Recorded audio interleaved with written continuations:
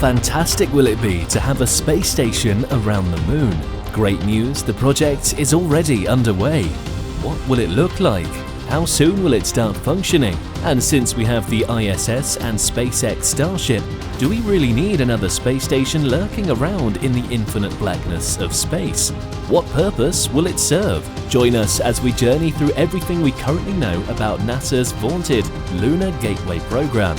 The Gateway program is all about building a small human-tended space station orbiting the moon that will provide extensive capabilities to support NASA's Artemis campaign. The Lunar Gateway is a major milestone in NASA's Artemis program. By the way, in Greek mythology, Artemis is the sister to Apollo, the name given to NASA's first lunar program. The Artemis mission is about establishing a long-term base on the moon, while the Lunar Gateway will serve as a multi-purpose outpost that orbits the moon. The Moon Space Station will also serve as a staging point for deep space explorations, which include docking ports for a variety of visiting spacecraft, a space for the crew to live and work, and onboard science investigations to study heliophysics, life sciences, and human health, among many others. Gateway will be a critical platform for developing technology and capabilities to support Moon and Mars exploration in the coming years. Basically, the Lunar Gateway orbiter is similar to the International Space Station, currently in low Earth orbit. But the Gateway will orbit the Moon. Unlike Earth, records have it that since 1971, 12 space stations have launched into a low orbit around Earth. But the Gateway will be the first of its kind, the first space station ever to exist outside of low Earth orbit, or LEO. The Gateway is a multinational project involving 4 of the International Space Station partner agencies: NASA, the European Space Agency, ESA, Japan's Aerospace Exploration Agency, JAXA, and the Canadian Space Agency, CSA. Many countries will be contributing different resources for this massive project by sending different modules to the Gateway orbiter. NASA will provide the power and propulsion elements (PPE) alongside Japan's agency, JAXA. NASA will provide the utilization module, the logistics and resupply module, the habitation module, HALO, and the Orion Crew Module. ESA, that's the European Space Agency, is set to provide the International Habitation Module, the Esprit Module, and the Orion Service Module. CSA, Canadian Space Agency, will be providing the Robotic Multifunctional Arm, and Roscosmos, Russia, is set to provide the multi-purpose module called the Crew Airlock. However, we are not sure whether the recent tensions as a result of Russia's invasion of Ukraine will delay or stop this contribution. Besides, there are speculations that China and Russia are teaming up to build a moon base, to get back to the moon and establish a permanent presence there. Anyways, let's see how it goes. This is going to be another interesting race.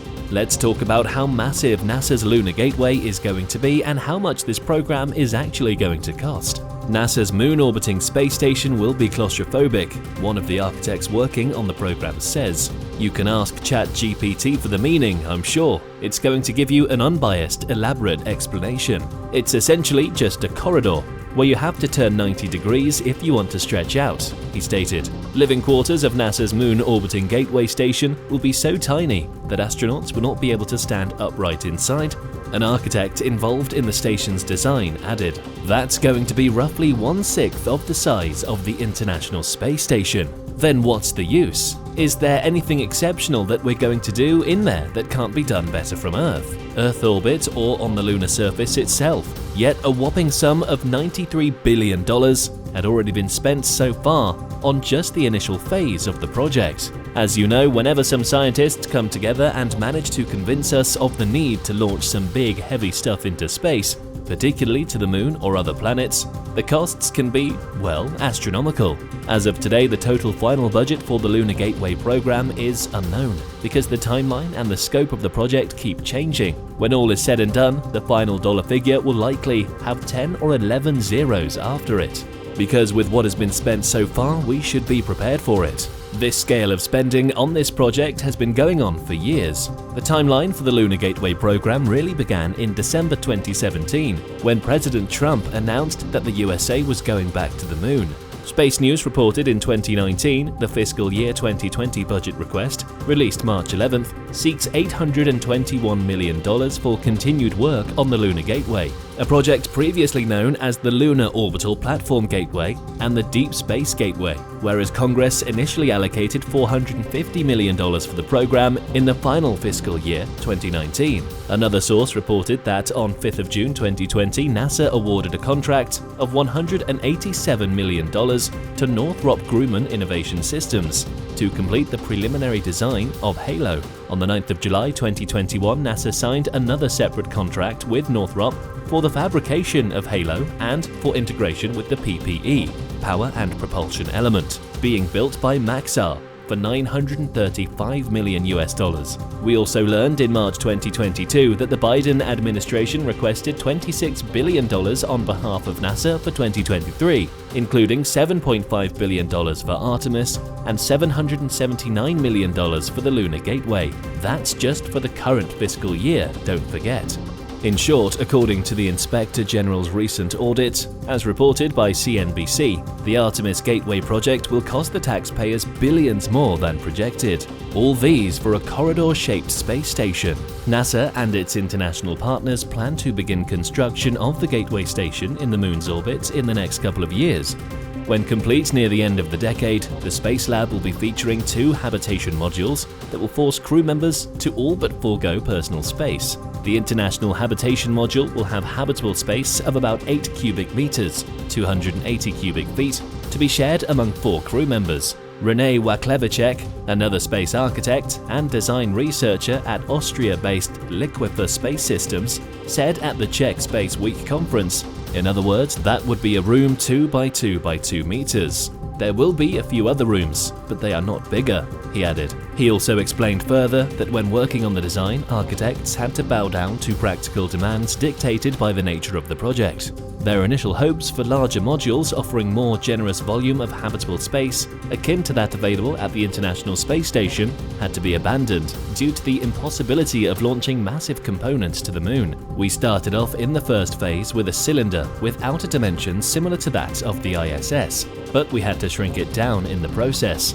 And unfortunately, most of the internal volume is consumed by machinery, so it's essentially just a corridor where you have to turn 90 degrees if you want to stretch out, Waklevicek said. To be consumed by machinery simply means most of the module will be occupied by noisy and vibrating life support technology, the constant hum of which will terribly get on the nerves of any human being. The architects explored ways to ease the pressure on the crew and make the experience of staying aboard the Gateway more enjoyable, but they kept hitting technical limits, including limited vehicles available to send the modules to their destination.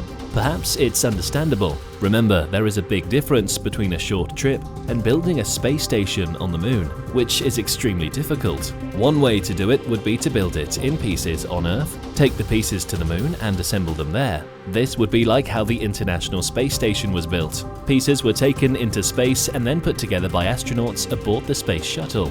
However, while the International Space Station is only 250 miles, 400 kilometers from the surface of Earth, the Moon is 230,000 miles, 384,000 kilometers. Each trip to the Moon would take about 3 days and would require incredible amounts of fuel, potentially adding to climate problems on Earth. A much better idea would be to build as much of the base as possible from materials found on the Moon. Lunar concrete is being tested on Earth as a possible building material. On Earth, you would make concrete from gravel or sand, cement and water. We have none of those things on the Moon, but what we do have is lunar dust and sulfur. These can be melted and mixed together. Once this mixture cools, it produces a solid material that is stronger than many materials we use on Earth. This method seems cost efficient. Either ways, we hope they come up with something great at the end. That will be the end of today's video. If you enjoyed the video, give it a thumbs up and don't forget to subscribe to the channel for more fascinating stories about space and science. Thanks for watching and see you next time.